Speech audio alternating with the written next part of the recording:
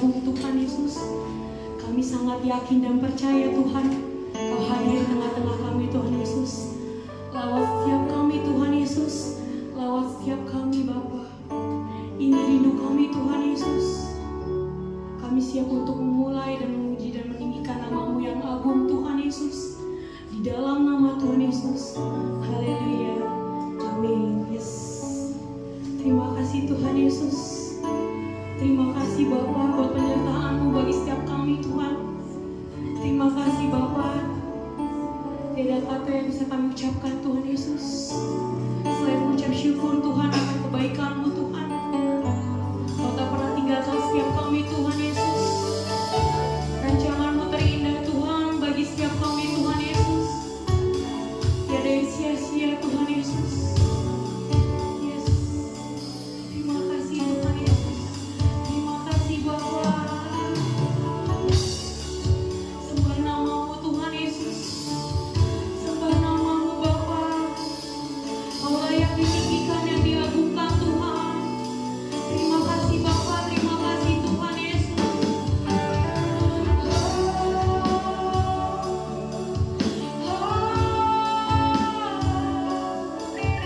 Anugerah-Mu besar Tuhan. Anugerah-Mu besar Yesus.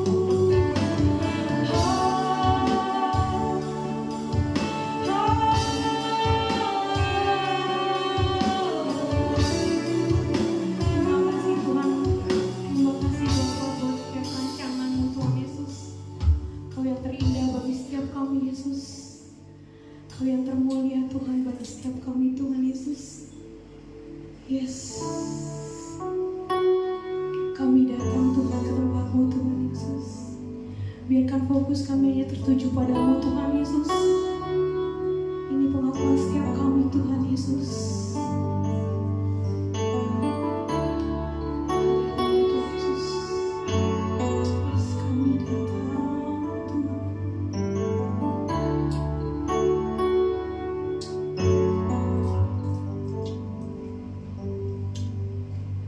Ku datang dengan syukurku, membawa kerinduanku, Yesus. Ingin ku menyenangkan-Mu. Karya-Mu indah bagi setiap kami Tuhan Yesus.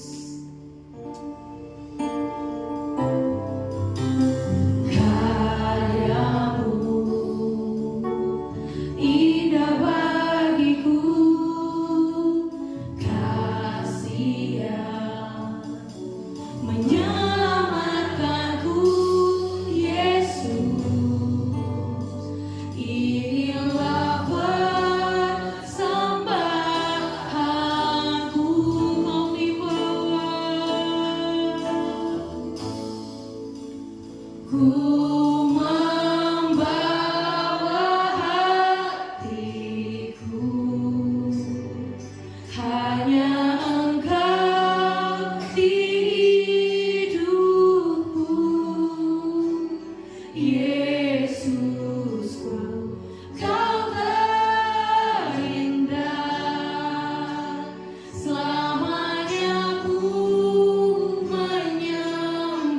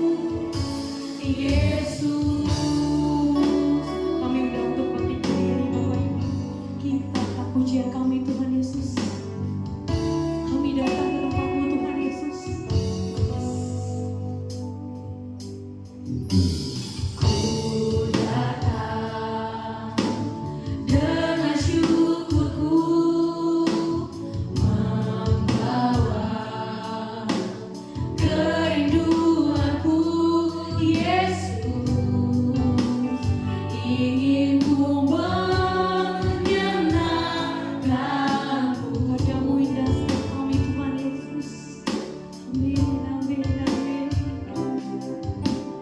Karyamu indah bagiku, kasih yang menyelamatkanku, Yesus. Inilah persembahanku. Amin, amin. Ku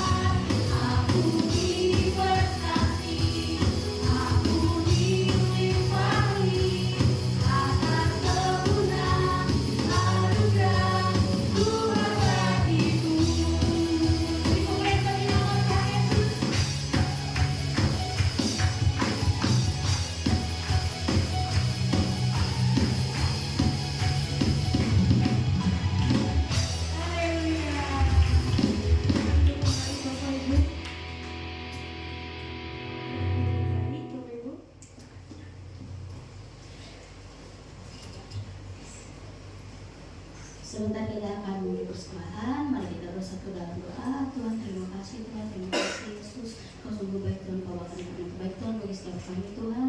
Tuhan sebentar kami ingin memberi persembahan Tuhan, kiranya Tuhan kau berkati kami yang memberi maupun mendapat memberi Tuhan.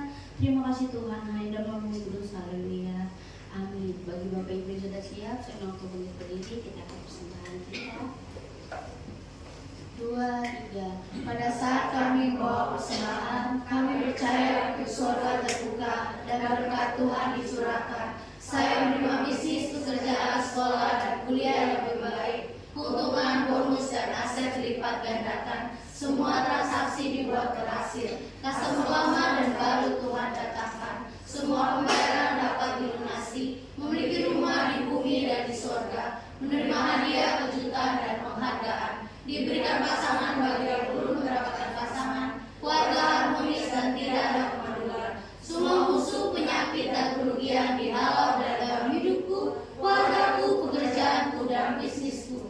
Ini adalah waktu memberi persembahan dalam nama Yesus. Haleluya. Saya persilakan untuk kembali.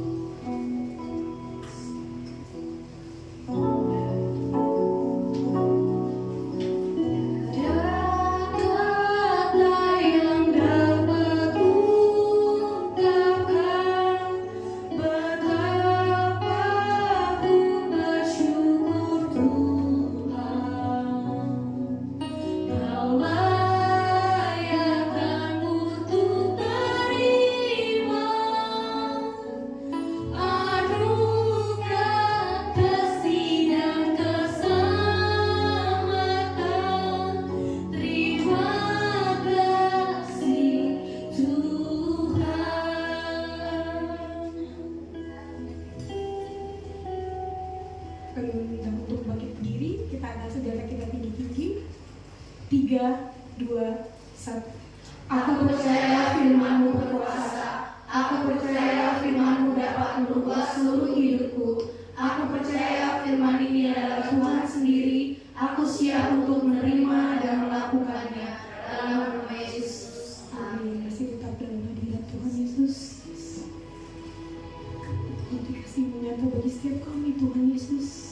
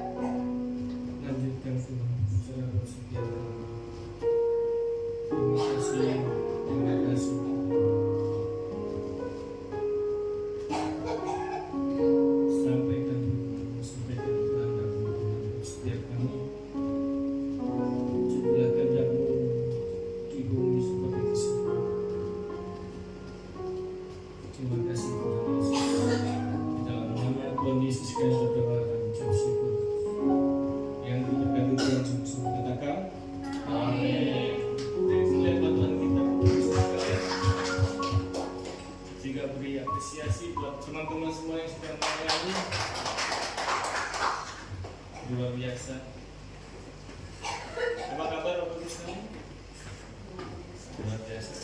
Saya berdoa semoga dalam keadaan yang terbaik. Amin. Sudah hampir 5 bulan saya nggak kesana.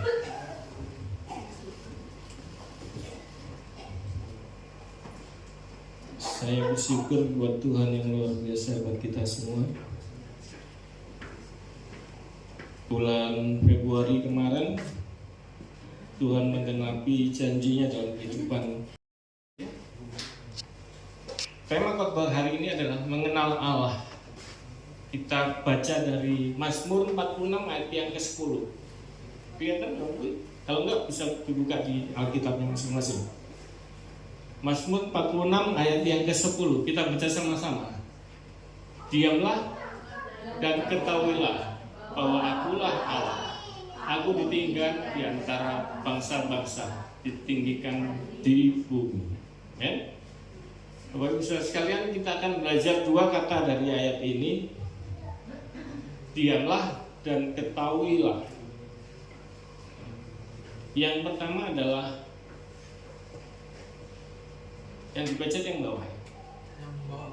Oke. Yang pertama adalah kata diamlah. Bahasa aslinya adalah rafa. Memiliki arti harfiah melepaskan, membiarkan, mengendurkan, atau berhenti. Berapa waktu lalu saya sempat bagikan di tempat ini juga, tapi mungkin ibadah sore ya. Itu silent and solitude, berdiam diri dan mengasingkan diri. Itu yang dilakukan Tuhan Yesus setiap hari. Setiap pagi Tuhan Yesus mengasingkan diri, pergi ke bukit, menjauh dari para muridnya, ditinggalkan semuanya untuk berdoa pada Bapaknya. Tapi kali ini kita coba lihat, manusia itu terdiri dari tubuh, jiwa, dan roh. Agak susah. Oke. Jadi ada 2 lingkaran, ada roh, jiwa, dan tubuh. Apa itu tubuh? Yang terlihat, panca indera kita, penglihatan, penciuman, pendengaran, semuanya. Jiwa itu adalah pikiran, perasaan, dan kehendak. Roh, di mana tempat Roh Kudus berada bersama kita. Pada saat kita meninggal, tubuh yang mati, tapi jiwa dan roh akan kembali. Bapak Ibu sekalian, alur kerja iblis itu bekerja dari arah luar, dari tubuh mempengaruhi jiwa. Oke? Jadi cara kerjanya iblis mempengaruhi hidup kita melalui penglihatan kita, melalui apa yang kita dengar, apa yang kita rasa. Itu yang akan selalu mempengaruhi jiwa kita nantinya. Betul ya? Kita dengar perang begitu dahsyat di Iran. Waktu kita dengar perang pertama kali mungkin, oh itu di Iran jauh sana ya, nggak pengaruh sama kita. Cuman beberapa teman kami yang anaknya bekerja di sana itu udah mulai merasa takut. Gimana anak saya gitu ya? Tapi semakin kemari ini akan semakin terasa buat kita, kan? Gas sudah naik sekarang. Jadi berapa sekarang? 250.000 ya, tadinya 210. Ada yang sudah menjual 300.000. Udah mulai terasa.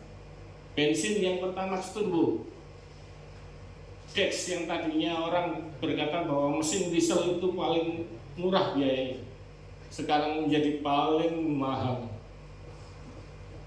Pertamina Dex itu sekarang sudah 23.000, kenaikannya luar biasa. Tapi kita bersyukur pemerintah masih menjaga subsidinya buat yang masih pertalite. Ya.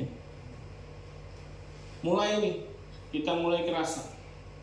Kekhawatiran mulai muncul, itu mempengaruhi pikiran perasaan kita.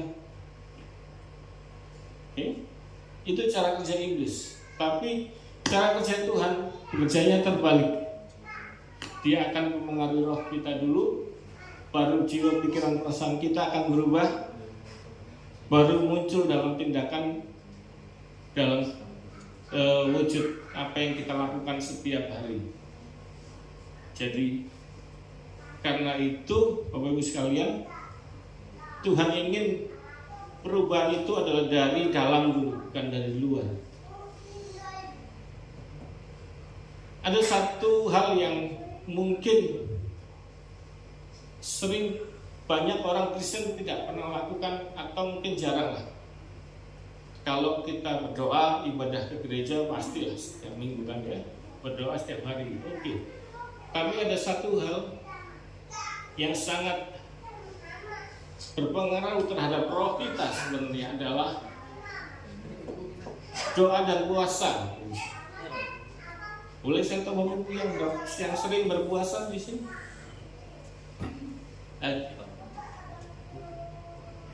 Puasa adalah senjata rohani yang jarang, bahkan nggak pernah digunakan oleh banyak orang Kristen. Ini sengaja dilupakan sama iblis. Iblis akan selalu berusaha, ingat ya, iblis bergeraknya dari luar. Jadi dia akan penuhi tangan kita, dia akan penuhi mulut kita, dia akan penuhi perut kita, supaya kita lupakan senjata ini. Bapak Ibu sekalian, puasa dilakukan oleh banyak tokoh-tokoh Alkitab, sudah diceritakan banyak dalam kesaksian para nabi. Musa berpuasa, Daniel berpuasa. Daniel berpuasa berapa hari Bapak Ibu? 21 hari ya. Daniel 17.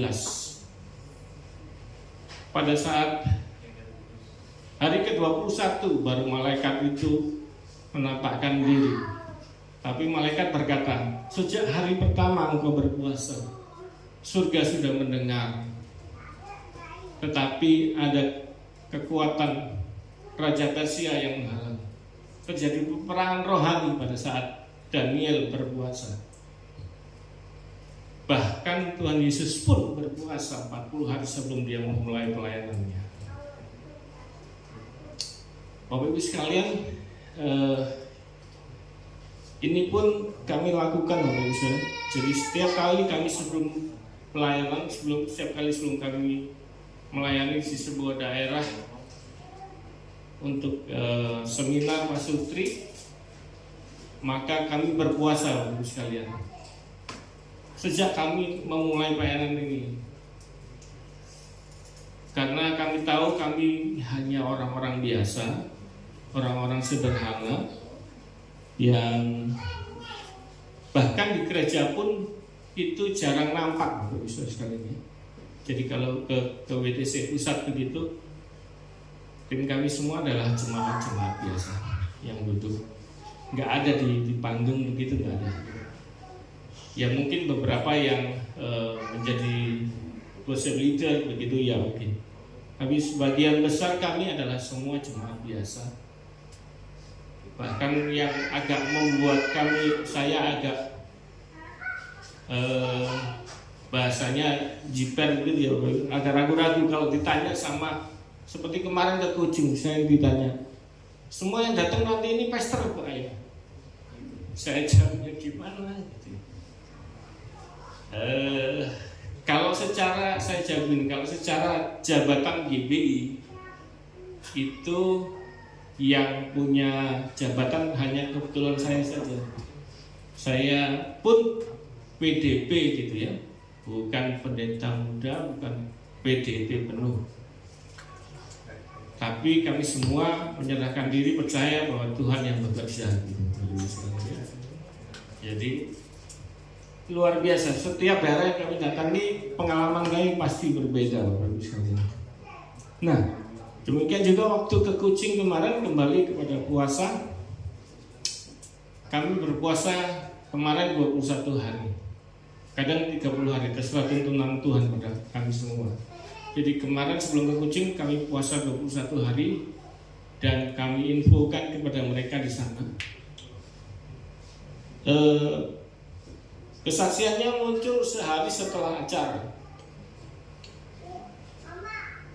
Koordinator acara di sana, PIC di sana, ngantar kami pulang ke hotel setelah ibadah minggu.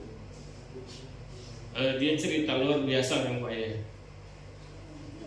Tuhan bekerja. Waktu puasa itu kejadiannya justru waktu puasa. Istrinya hampir nggak mau, waktu itu sudah nggak mau ikut acara seminar. Bayangkan, koordinator acara yang diharapkan datang berpasangan, istrinya nggak mau ikut loh. Iblis betul-betul kurang ajar ya. Sampai 5 hari, hari kelima berpuasa mulai terjadi terobosan. Jadi betul-betul puasa itu membuat kita semua melihat kuasa Tuhan. Jadi bukan berpuasa karena kita minta sesuatu sama Tuhan, tapi kita berpuasa merendahkan diri kita. Kita lihat ayatnya.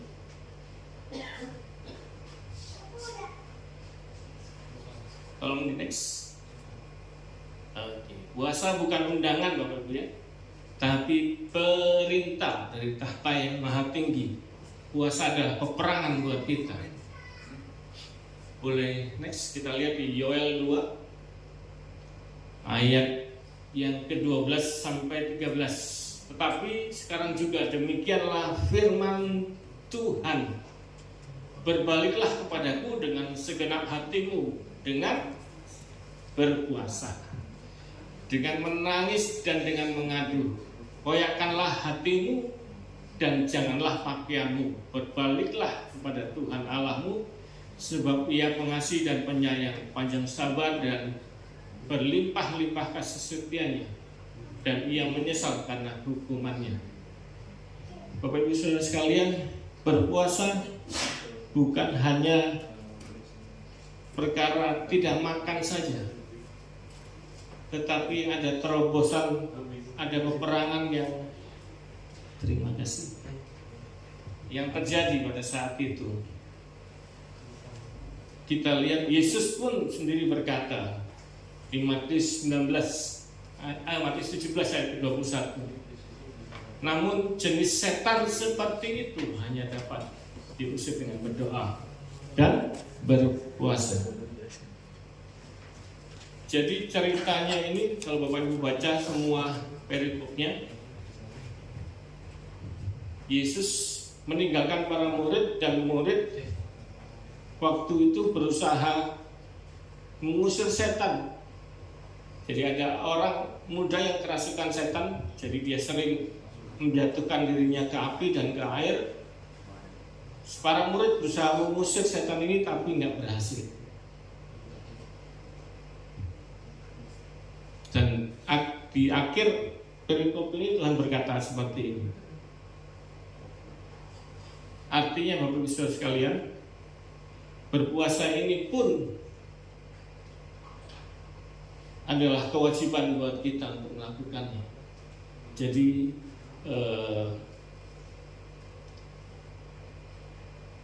bukan sesuatu yang rutin tentunya, tapi sesuatu yang betul-betul powerful, yang sangat berkuasa. Ada peperangan yang terjadi dalam saat kita puasa. Mungkin bahkan saat puasa kita nggak tahu apa yang terjadi, tapi Alkitab mencatat bahwa setiap kali yang berpuasa, kejadiannya muncul setelah puasa itu selesai.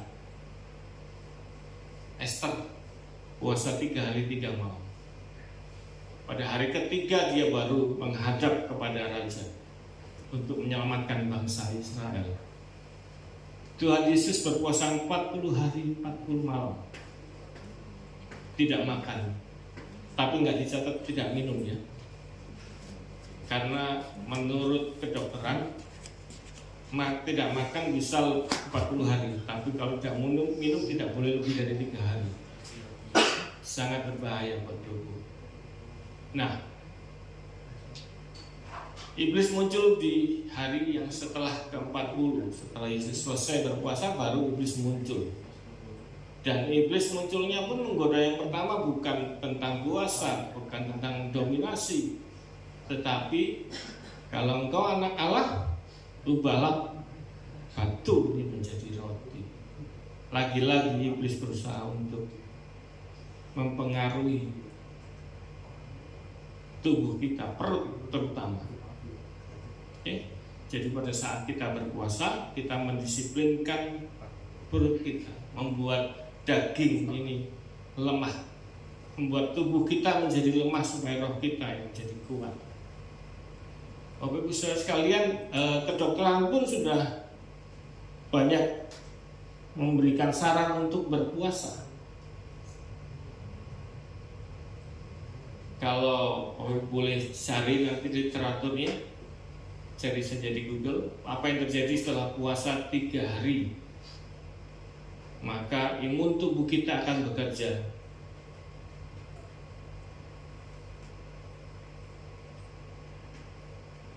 Saya sudah 2 tahun ini, jadi setiap 2 bulan sekali saya puasa Esther 3 hari. Jadi 3 hari nggak makan, tidak minum. Saya melihat banyak perkara terjadi. Ya Bapak Ibu Saudara sekalian, jadi ini yang harus kita lakukan, berpuasa. Banyak hal yang akan terjadi dalam hidup kita. Roh kita yang akan menjadi kuat, bukan tubuh kita yang menjadi kuat, tetapi roh kita yang akan menjadikan tubuh kita kuat. Ingat kembali lagi tadi di lingkaran tubuh jiwa roh, Allah bekerjanya selalu melalui dari roh kita yang dikuatkan.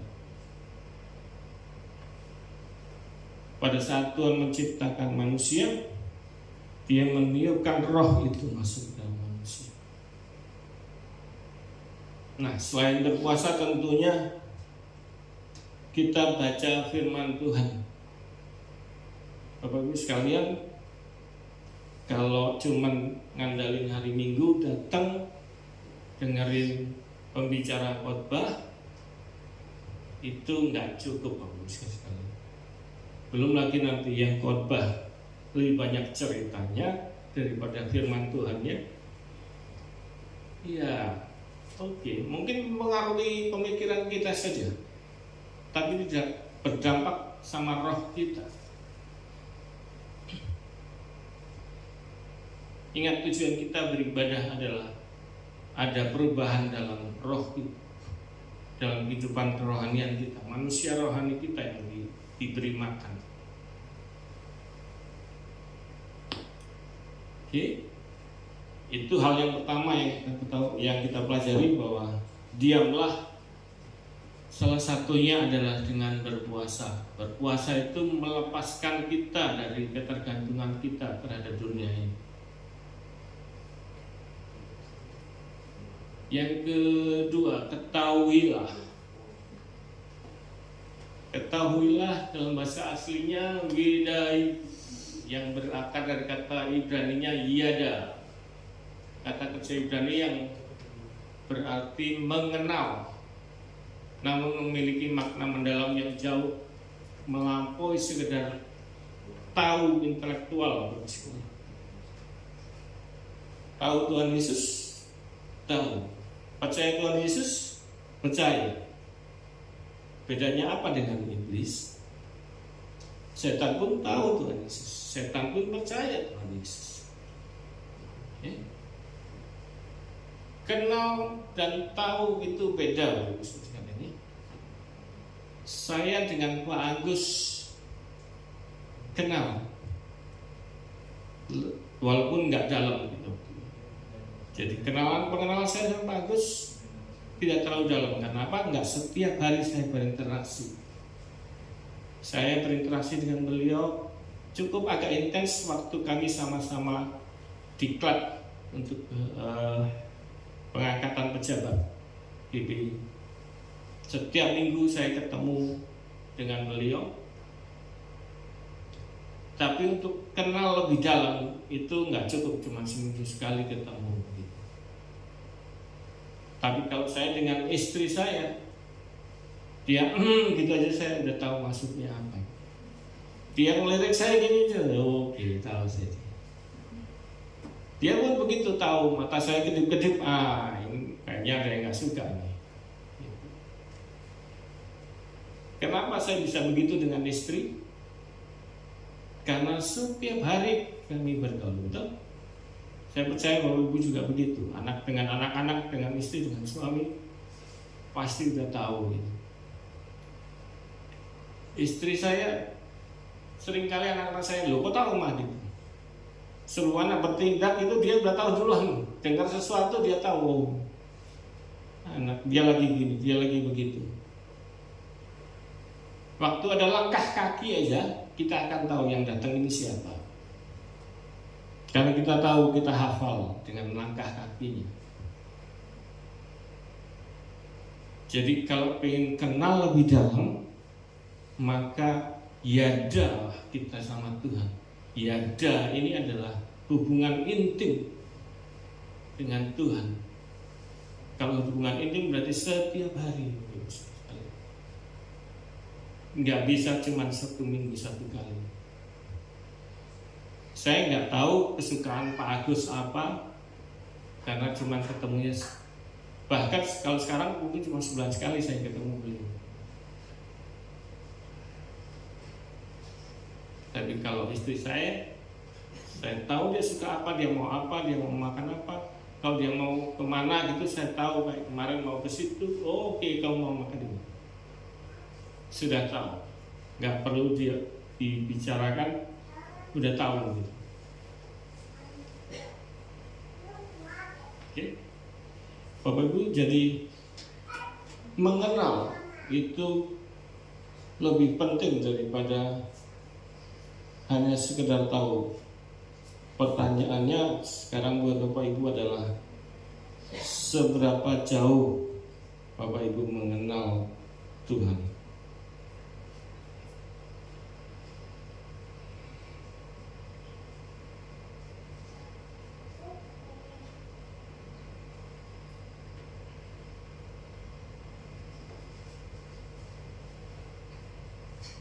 Yeremia 9 ayat 23 berkata begini.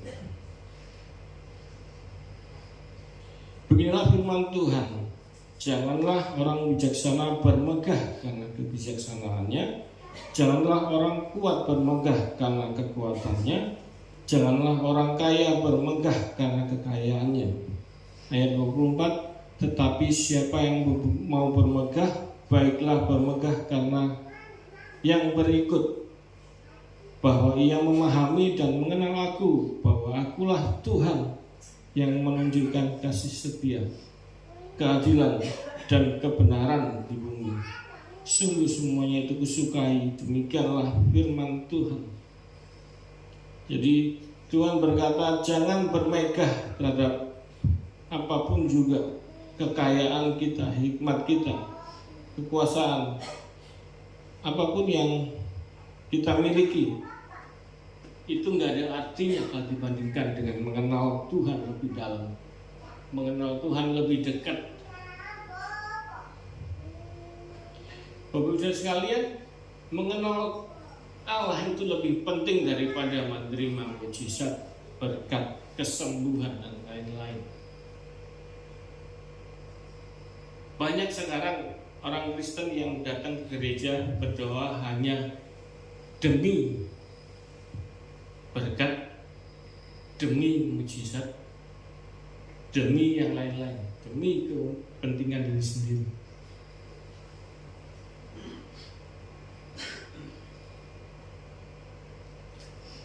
Jadikan itu lebih mengenal Tuhan lebih dalam, itu lebih terutama daripada itu semua. Maka semuanya itu pun pasti akan kita dapat.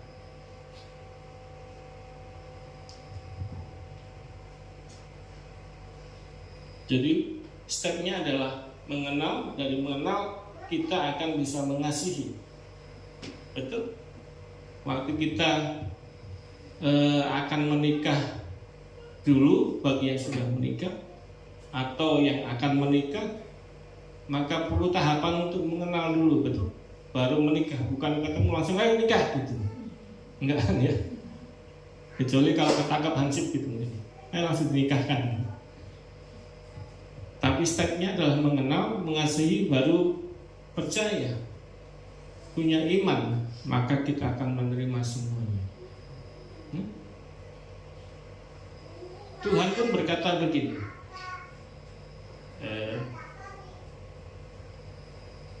bukan hai kamu yang kurang iman, bukan. Kalau kurang berarti kan punya iman tapi kecil, betul? Tapi Tuhan bilangnya adalah hai kamu yang tidak punya iman. Kenapa kamu kurang percaya?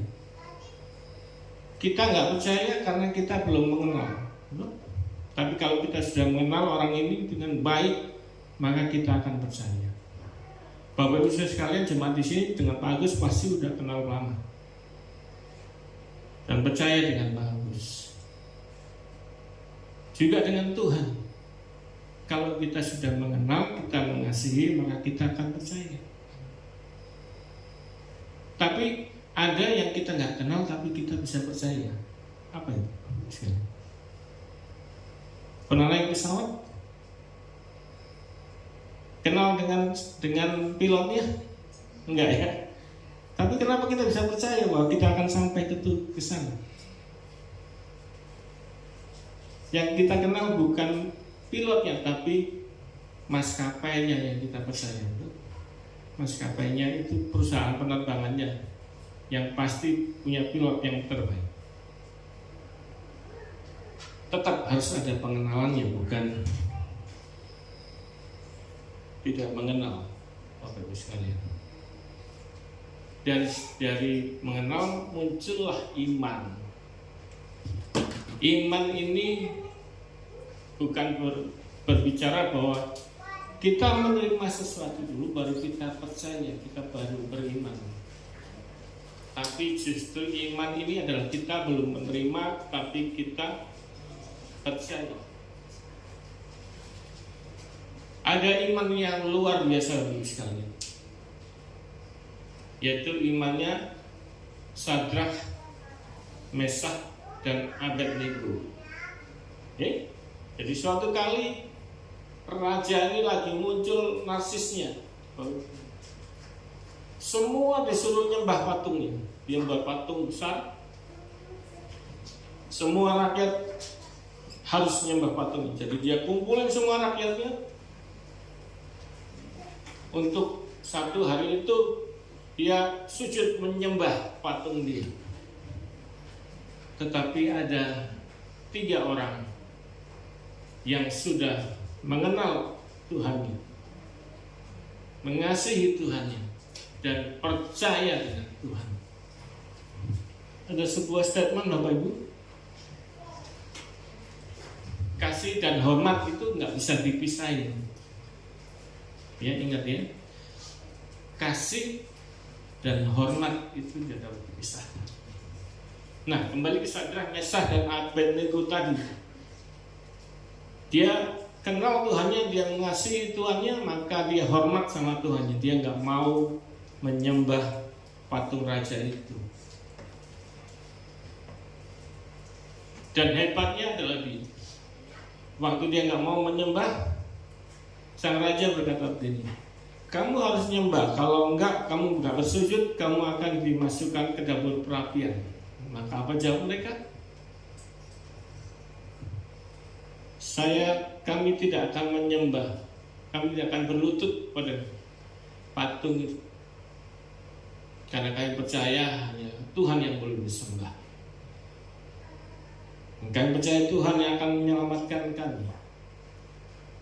Sekalipun kami tidak terselamatkan, kami tetap percaya pada Tuhan dan kami tidak akan menyembah patung. Maka mereka pun dibawa ke dapur perapian karena marahnya sang raja. Bukan hanya sekali, panasnya dilipatin 7 kali. Dan dibawalah mereka ke dalam dapur perapian itu. Siapa dulu yang masuk, Bapak Ibu Saudara sekalian? Yang dilempar ke dapur itu nggak ada dicatat ya, tapi kalau dari urutannya mungkin ya Sadrah duluan kali, karena namanya Sadrah, dicatatnya Sadrah, Mesak, Abednego. Sadrah dilemparkan ke dapur perapian. Yang lemparin pun mati seketika, belum masuk dapur perapian. Tapi Sadrah, Mesak, dan Abednego masuk ke dapur perapian. Sang raja berharap bahwa mereka akan teriak-teriak, tapi raja malah bertanya-tanya kepada para ajudannya, bukankah yang kita masukkan 3 orang? Kenapa ada 4 orang di dalam? Inilah karena iman yang tadi muncul, pengenalan yang daripada Tuhan. Jadi kalau Bapak Ibu Saudara hari-hari ini lagi berdoa, nggak tahu pergumulan Bapak Ibu Saudara sekalian ya, sakit, keuangan, lain-lain, masalah keluarga, sudah berdoa berapa tahun? Mungkin Tuhan belum jawab, mungkin pertolongan Tuhan belum terlihat. Tapi yang Tuhan inginkan buat kita adalah kita tetap percaya bahwa Tuhan kita yang kita kenal itu adalah Tuhan yang luar biasa. Itu saja yang Tuhan harapin. Mungkin kita belum melihat mujizat Tuhan yang terjadi. Mungkin kita belum merasakan apa yang kita doa, kita minta sama Tuhan, belum dijawab Tuhan. Kalau bahasa halusnya mungkin, oh belum, Tuhan masih menunda. Tetapi kenyataannya bahwa memang belum Tuhan jawab saat ini. Hanya saja kita nggak tahu maksudnya Tuhan, kan? Bapak Ibu sekalian, saya pernah bertanya-tanya sama Tuhan, Pak, emang boleh bertanya sama Tuhan? Oh boleh, Bapak sekalian. Habakuk aja mencatat dia bertanya sama Tuhan. Tuhan kenapa ya? Ada teman saya, teman kami semua pelayanan bersama-sama. Waktu itu sakit, even Pak Pilo sudah berdoa buat dia. Kami semua sudah berdoa buat dia. Tapi akhirnya dia pun meninggal. Saya bertanya-tanya sama Tuhan, terus buat apa kita tadi berdoa? Even Pak Wiryo pun berdoa buat dia, tapi kenapa dia tidak diselamatkan? Jawabannya adalah ini. Mengenal aku itu lebih penting daripada menerima mujizat. Seperti Sadrah, Mesak, dan Abednego. Walaupun sepertinya, kebayang gak Bapak Ibu ya, pada saat mereka sudah mau dimasukin ke dapur api, kira-kira kalau kita yang ada di posisi itu, apa perasaan kita? Tuhan kan mau selamatin kita. Tuhan katanya mau nyembuhin aku. Buktinya mana? Sekarang aku berdiri di depan dapur api. Tapi Sadrah, Mesak, dan Abednego nggak tanya begitu. Mereka tetap menghadapinya karena dia percaya Tuhannya itu luar biasa. Nah, mungkin tidak tahu saya Bapak Ibu sekarang sedang hadapin apa, mungkin sudah di ujung dapur api. Kalau bentar lagi udah masuk dapur api sudah. Kok Tuhan belum kelihatan, pertolongannya nggak ada. Pilihannya ada pada kita, mau tetap percaya atau udah mulai meragukan Tuhan, udah mulai nggak percaya sama Tuhan. Saya coba bayangkan kalau misalkan Sadrah, Mesak, dan Abednego saat itu sudah mulai goyang imannya, nggak percaya sama Tuhan, maka yang terjadi adalah dia akan menjadi Kentucky Fried Chicken atau ayam panggang gitu ya. Tapi bersyukur karena iman mereka begitu teguh. Karena apa? Pengenalan mereka sama Tuhan itu sangat kuat. Maka Tuhan mendampingi mereka sampai dalam api pun mereka aman di dalam Tuhan. Dan saat disuruh keluar, mereka pun cuma keluar bertiga. Orang keempat tadi di mana gitu? Dan dicatat bahwa itulah anak Allah yang bersama-sama dengan mereka. Dan anak Allah itu adalah Tuhan Yesus. Yang bulan ini kemarin awal bulan kita memperingati bagaimana dia berkorban di atas kayu salib menebus dosa kita semua. Roma 5 ayat 8 mencatat dia bahkan mati untuk kita walaupun kita masih dalam keadaan berdosa. Mengenal dia itu lebih dari segalanya. Kalau kita kenal dengan dia, itu cukup buat kita.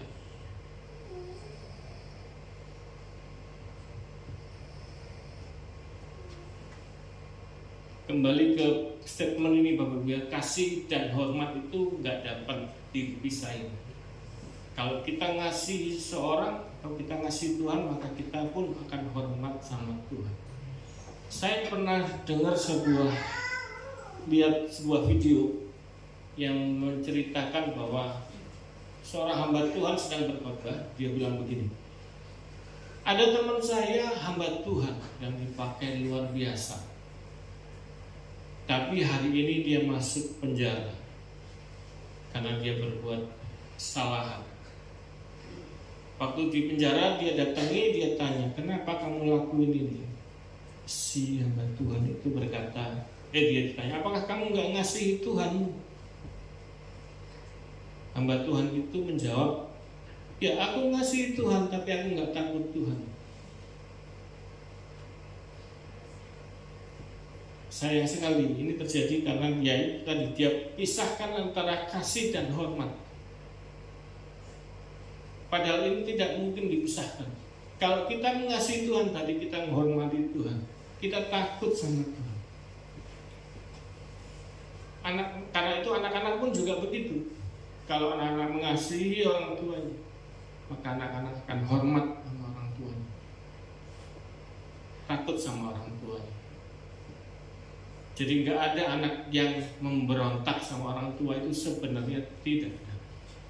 Kalau orang tua berhasil menunjukkan kasihnya pada anak-anak, kalau anak-anak itu mengasihi orang tuanya, maka anak-anak itu akan hormat dan takut sama Tuhan.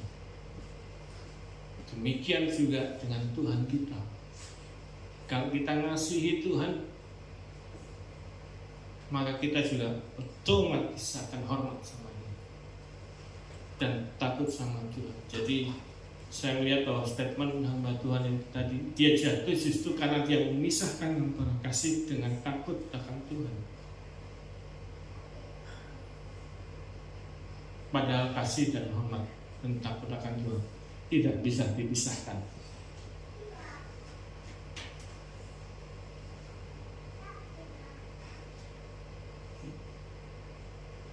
Bapak Ibu sekalian, terakhir ada 3 aplikasi yang bisa kita lakukan, dilakukan Bapak Ibu kita semua. Yang pertama adalah komitmen untuk mulai berpuasa dengan pengertian yang benar. Mau Bapak bisa? Amin. Start puasa. Waktu saya mulai puasa pun saya kuat enggak gitu. Apalagi saya punya sakit mah. Pak Ibu, kalau sebelum saya puasa dulu, begitu saya telat makan masih gitu. nya itu bukan biasa, tapi ditambah perih gitu. Tapi justru pada saat puasa itu berkurang banyak sekali. Bahkan sekarang kalau telat makan pun no problem gitu. Jadi mulai berpuasa waktu sekarang. Bukan hanya karena sedang bergumul sesuatu saja, tapi justru saat kita berpuasa itu ada terobosan rohani yang terjadi. Ada peperangan yang harus kita hadapi. Karena hidup ini sebenarnya adalah peperangan. Tidak ada abu-abu. Tidak kita putih atau hitam. Kalau kita putih maka hitam akan berperang lawan kita. Ya. Begitu kita ngakui Tuhan maka iblis pasti akan berusaha menyerang kita. Tetapi kabar baiknya adalah kita sudah dijamin kemenangan. Jadi don't worry, be happy bahwa kita ada di pihaknya Tuhan. Maka kemenangan itu buat kita. Jadi nggak perlu takut dengan apa yang iblis katakan tadi. Kita nggak perlu membesar-besarkan kuasa iblis gitu. Tapi saat berpuasa maka daging kita, tubuh kita ini akan kita kalahkan, kita lemahkan supaya roh kita yang menjadi kuat. Berpuasa bukan hanya nggak makan dan nggak minum. Kalau nggak makan dan nggak minum itu cuman diet loh. Saya diet tapi perut nggak bisa turun-turun nih. Saya puasa tapi perut saya nggak turun-turun, gede aja gitu ya. Oke, yang kedua, komitmen untuk lebih mengenal Allah melalui firman-Nya. Jadi Bapak Ibu sekalian, sekali lagi nggak cukup hanya mengandalkan ibadah hari Minggu saja, tidak akan pernah cukup. Karena kalau hari Minggu yang menggumuli firman itu adalah pembicaraan. Oke? Bapak Ibu hanya mendengarkan, mendapatkan hasilnya. Itu dengan mendengar aja paling hanya dapat berapa persen yang Bapak Ibu bawa pulang. Keluar dari tempat ini, keluar dari pintu itu saja mungkin sudah apa ya tadi ya? Naik motor sudah hilang lagi semua. Nyampe rumah haleluya. Di sini haleluya. Ibu ya. Karena itu renungkan firman Tuhan setiap hari. Baca firman Tuhan. Kalau bisa penuhi target 1 tahun selesai, itu baik. Tapi kalaupun tidak, it's okay. 1-2 ayat dibaca, tapi direnungkan dan dicari artinya. Apa Tuhan bicara di situ, itu akan sangat baik. Tapi kalau kita bisa baca sesuai dengan tuntunan di WTC Apps, suka membaca Alkitab, itu sudah diberikan tuntunan setiap harinya supaya dalam 1 tahun itu bisa selesai kita baca seluruh Alkitab plus 2 kali Amsal dan 2 kali Mazmur kita baca selesainya. Kalau enggak pun isuki, no problem. Yang penting baca dan renungkan dan pelajari. Bapak Ibu sekalian, kenapa banyak gereja yang Saya ada cerita kemarin Lebaran kami pulang ke Surabaya, Bapak sekalian. Di situ saya diingetin Tuhan untuk menghubungin adik angkatan kuliah saya. Jadi dia ini anaknya hamba Tuhan. Ternyata sejak 2014 papanya meninggal. Jadi dia yang meneruskan menjadi gembala di gereja itu. Saya datang ke gerejanya karena dia tinggal di gereja itu juga. Kemudian dia bercerita, saya tanya, jemaat tempat ini sekarang udah berapa? Dari zaman papa saya sudah tinggal setengahnya.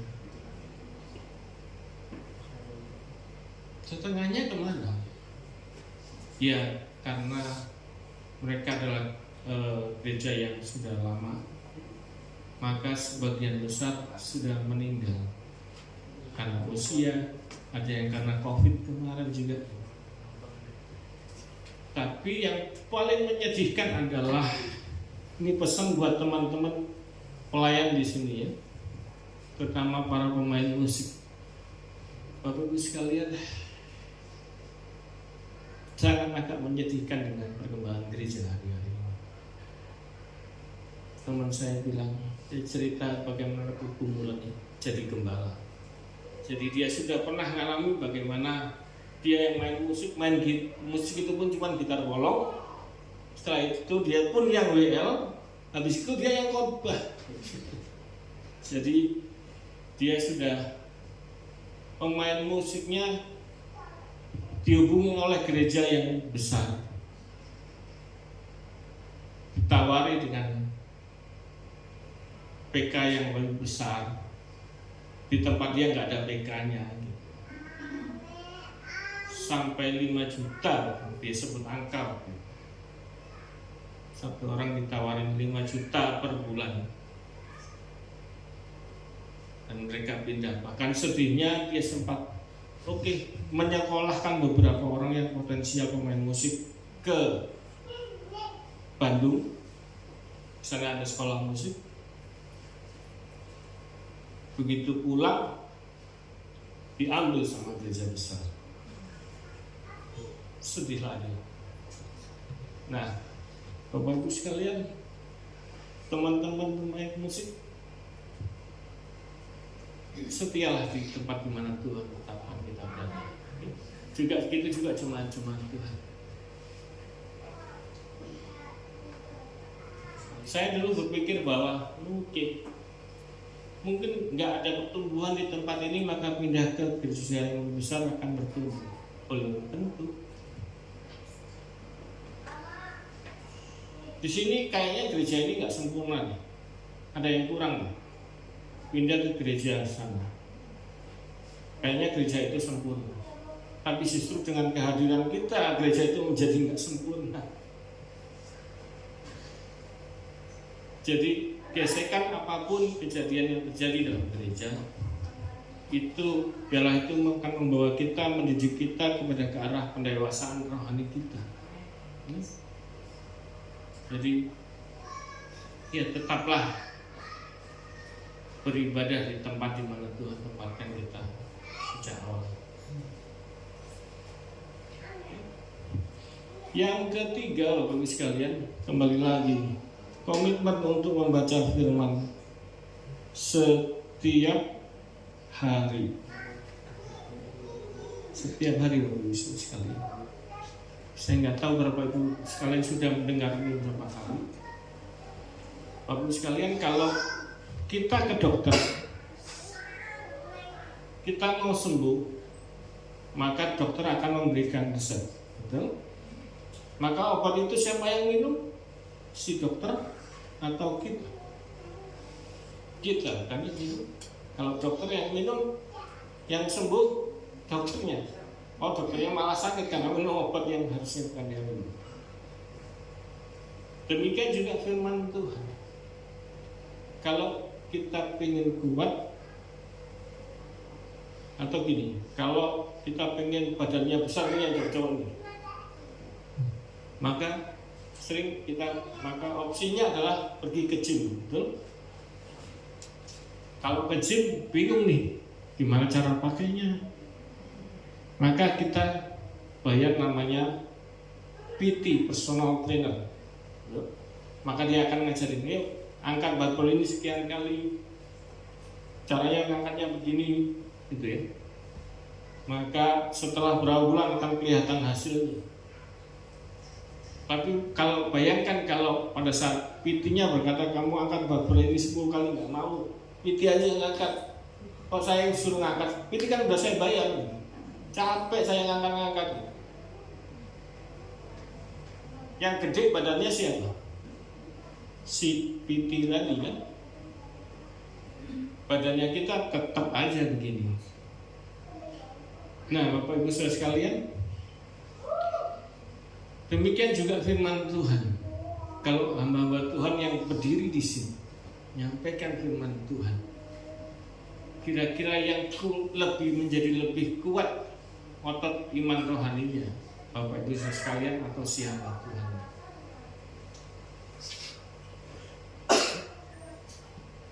Pasti hamba Tuhan yang lebih kuat.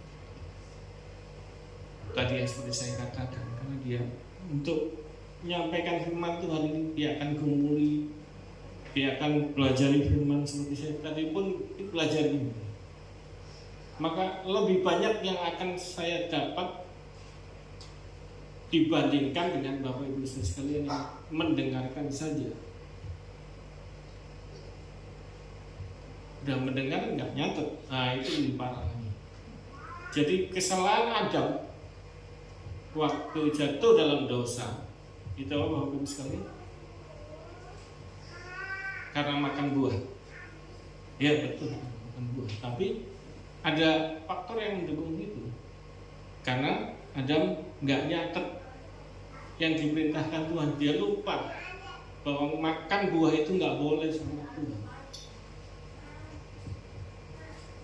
Jadi baca firman setiap hari itu akan menjadi menguatkan pengenalan kita akan Tuhan. Jadi mengenal itu pun juga bukan hanya karena membaca, tapi mengalaminya sendiri. Pada saat kita mengalami pergumulan, Tuhan sampaikan sesuatu dan kita percaya, itu yang akan lebih menguatkan kita. Pada saat kita sakit, kita tahu bahwa Tuhan yang karena bilurnya, karena salibnya, itu sudah menebus kita, sudah membayar lunas. Dia yang kaya jadi miskin supaya kita yang miskin jadi kaya. Bukan hanya berbicara tentang harta ya, tapi kaya dalam segala hal. Dia yang sehat harus menjadi lemah.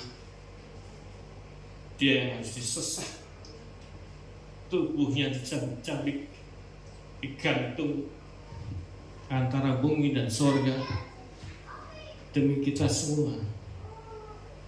Dia yang sudah merelakan segalanya. Dia yang sudah membayar semua harga yang harus kita bayarkan. Maka kita pun berhak untuk mendapatkan semua yang kita bisa dapatkan dari Tuhan. Dan kita dapatin pun dengan cuma-cuma.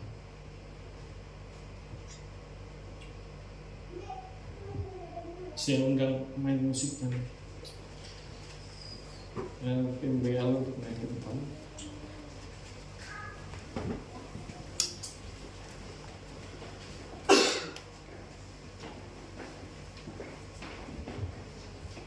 Saya undang Bapak Ibu bangkit berdiri. Kita hampiri Tuhan sekali lagi.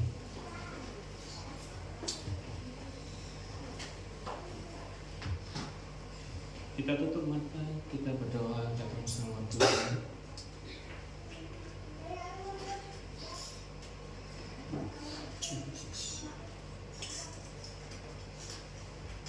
Mari setiap kita meresponi apa yang Tuhan mau kita lakukan hari ini. Kita mau berpuasa mulai untuk mengangkat senjata ini sebagai peperangan, agar tubuh rohani kita menjadi semakin kuat.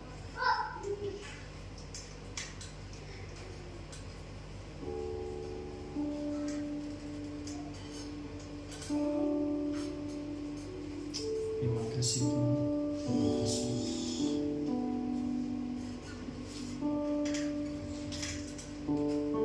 Kami tahu Kau begitu besar Bapa. Terima kasih. Terima kasih.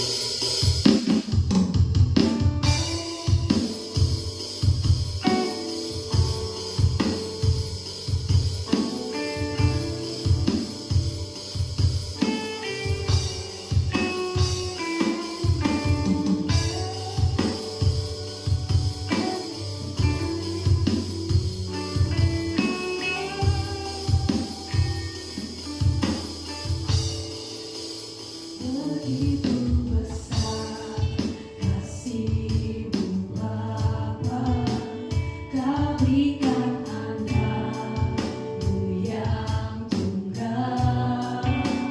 Di saat aku percaya, kasih menyelamatkanku, bukan sebagai hakim dunia, tapi bernama yang berkorban.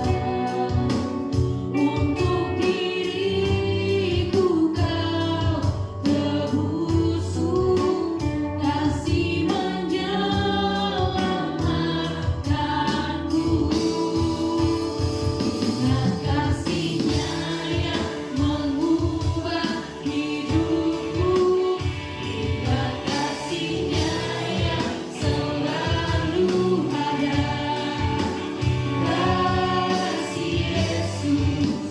Kasih Yesus, beriku.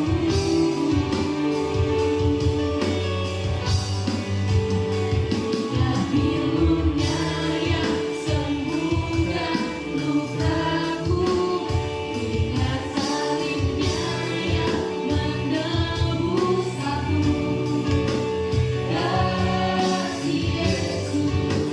Kasih Yesus, beriku.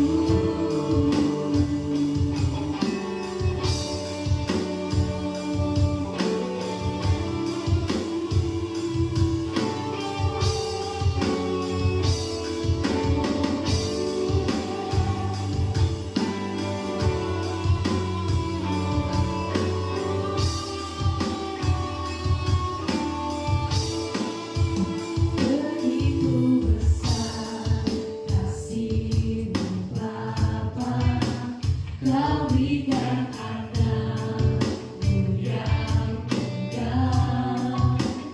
Di saat aku percaya, kasih menyelamatkanku, bukan sebagai hakim dunia, tapi bernama yang berkorban.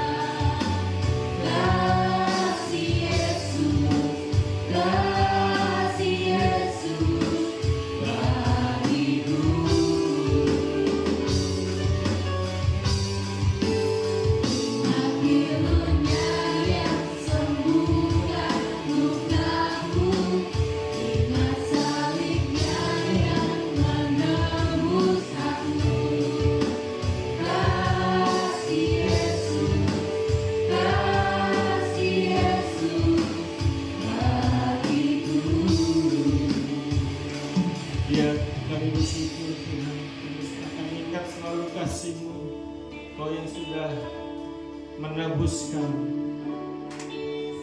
Engkau datang bukan untuk menghakimi kami Tuhan, tapi Engkau datang sebagai penebus kami yang berkorban bagi kami. Kami ingat bilur-Mu itu yang akan menyembuhkan sakit kami. Terima kasih Tuhan, terima kasih. Kami mau lebih mengenal-Mu, lebih dekat lagi Tuhan, lebih intim lagi Tuhan. Bawa kami Roh Kudus untuk lebih punya pengertian dan lebih dalam akan Engkau. Tuhan, kami butuh berkat, kami butuh kesembuhan-Mu, tapi kami lebih butuh untuk lebih mengenal Engkau Tuhan. Terima kasih Tuhan, terima kasih. Biarlah iman itu ada dalam hidup kami, walaupun iman itu sebiji sawi Tuhan. Iman kecil itu pun bisa memindahkan gunung. Terima kasih Tuhan. Kami bersyukur punya Tuhan yang luar biasa, Tuhan yang dahsyat. Terus Tuhan, kami mau lebih mengenal Engkau melalui perjalanan hidup kami, bahwa kami melihat dalam setiap musim hidup kami melihat bahwa Tuhan gak pernah meninggalkan kami. Tuhan selalu ada bagi kami. Terima kasih Tuhan, terima kasih. Seperti Sadrak, Meshach dan Abednego yang menaruh percayanya, imannya kepada Tuhan, walaupun sampai mereka harus masuk dalam. Demikian juga kami Tuhan. Kami akan tetap percaya sama Tuhan, walaupun kami mengalami hal yang tidak baik menurut kami, menurut pandangan orang. Tapi kami mau tetap percaya karena kami percaya kami akan melaluinya bersama-sama dengan Tuhan. Tuhan yang gak pernah tinggalkan kami, Tuhan yang selalu menjagai kami. Walaupun di tengah sakit kami Tuhan, di tengah kekurangan kami, di tengah pergumulan kami yang lain, Tuhan, kami percaya Kau gak tinggalkan kami. Itu jauh lebih penting daripada melihat kesembuhan. Terima kasih Tuhan. Kami tahu kesembuhan itu hanya masalah waktu, tapi bersama Tuhan itu jauh lebih penting buat kami. Terus bawa kami Tuhan. Terima kasih Tuhan. Berdoa buat Pak Agus dan Ibu tempat ini Tuhan, juga seluruh tim penggembalaan tempat ini. Biar terus semakin membawa jemaat Tuhan semakin dekat, semakin mengenal Tuhan. Terima kasih Tuhan Yesus. Pertumbuhan buat jemaat tempat ini Tuhan. Berkati pembangunan sedikit demi sedikit, tapi kami melihat bahwa Tuhan gak pernah tinggal. Tuhan terus menuntun. Terima kasih Tuhan Yesus. Di dalam nama Tuhan Yesus Kristus, mari berkati Tuhan sama-sama kita. Amin.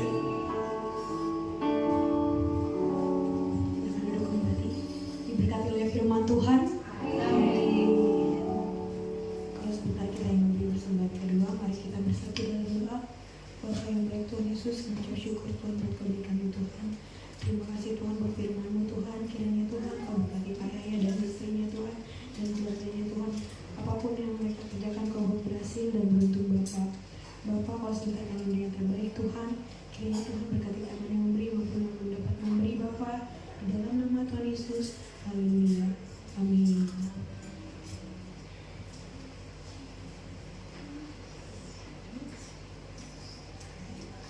Ada pengumuman seperti biasa. Setiap hari Selasa ada menara doa di gereja jam 7 malam Bapak Ibu. Dan Sabtu ada ibadah youth di tempat ini jam 6 sore. Dan seperti biasanya ada ibadah umum di gereja jam 9 sampai jam 9 dan jam 5 sore. Tuhan Yesus memberkati.